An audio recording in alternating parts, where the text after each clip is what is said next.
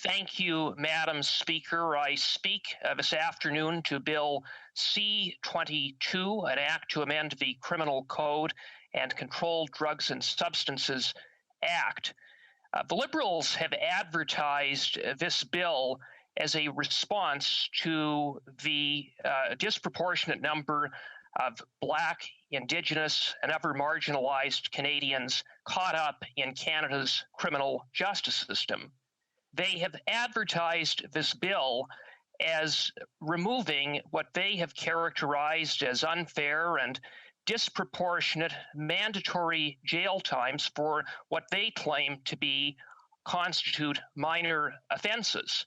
And the Liberals have repeatedly advertised in that regard that Bill C-22 eliminates mandatory jail times for simple possession. It all on its face, Madam Speaker, sounds pretty good. The only problem, Madam Speaker, is that Bill C-22 is not as advertised by the Liberals.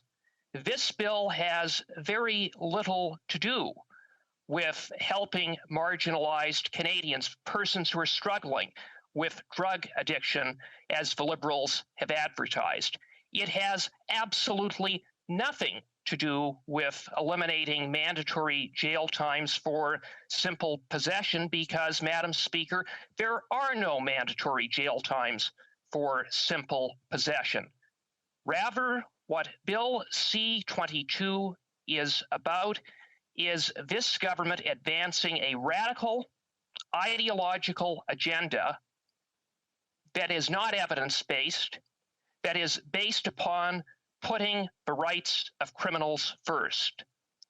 And through their false advertising, this cynical government, in a cynical and dishonest way, is seeking to change the channel from what this bill is really all about.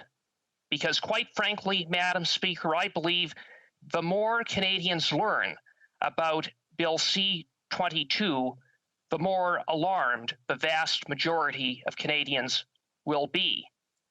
It is true that this legislation does eliminate mandatory jail times.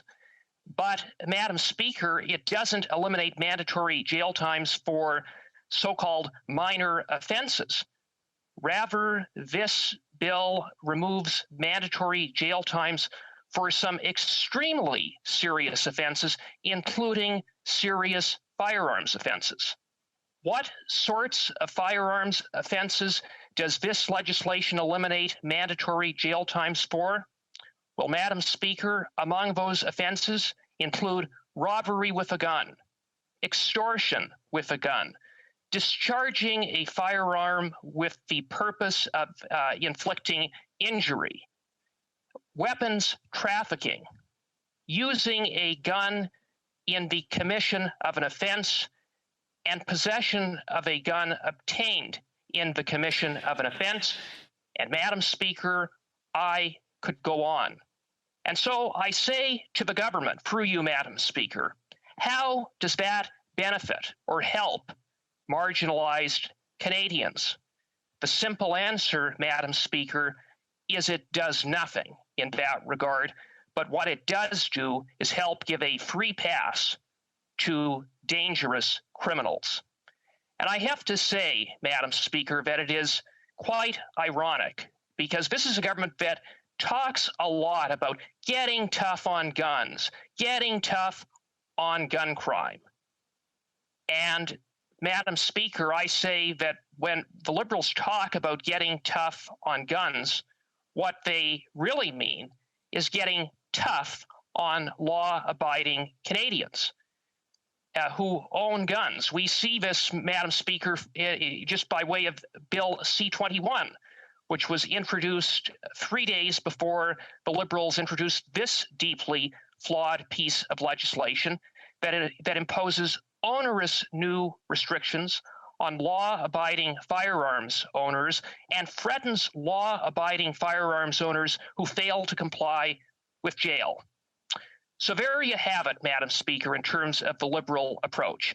If you happen to be a law-abiding firearms owner, the Liberals are coming after you, threatening you with jail.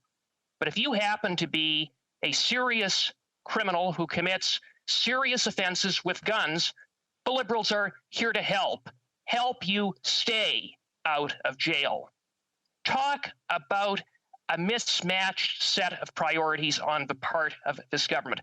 Talk about putting ideology ahead of common sense and public safety.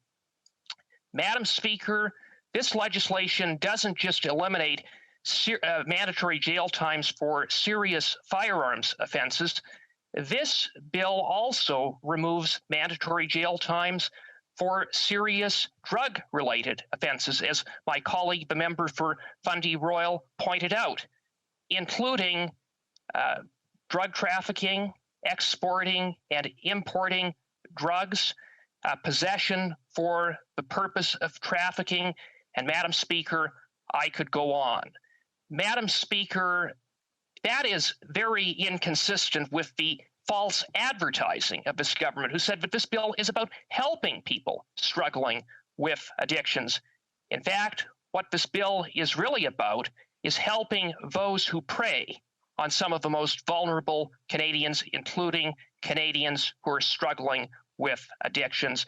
It's simply a further example of the dishonest approach that this government has taken with respect to selling this deeply flawed and ideological piece of legislation.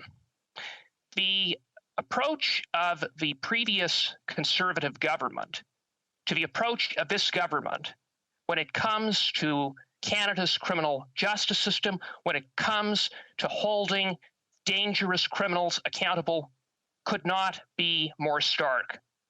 The previous Conservative government worked tirelessly to strengthen Canada's criminal justice system by holding dangerous criminals accountable under the law.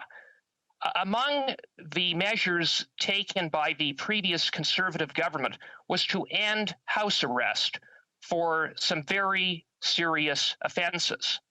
Madam Speaker, Bill C-22 eviscerates those measures that were introduced by the previous Conservative government by now providing that persons convicted of some very serious offenses can serve their time in their home, perhaps, Madam Speaker, next to you, instead of behind bars where they belong.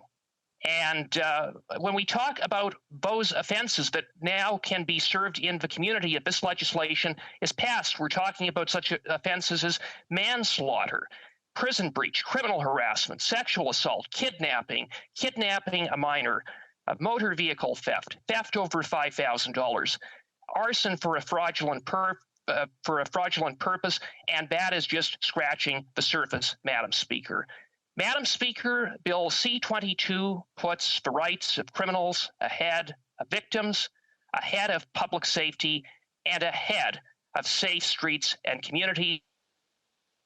And it is why we on this side of the House will vigorously oppose this legislation every step of the way. Thank you, Madam Speaker.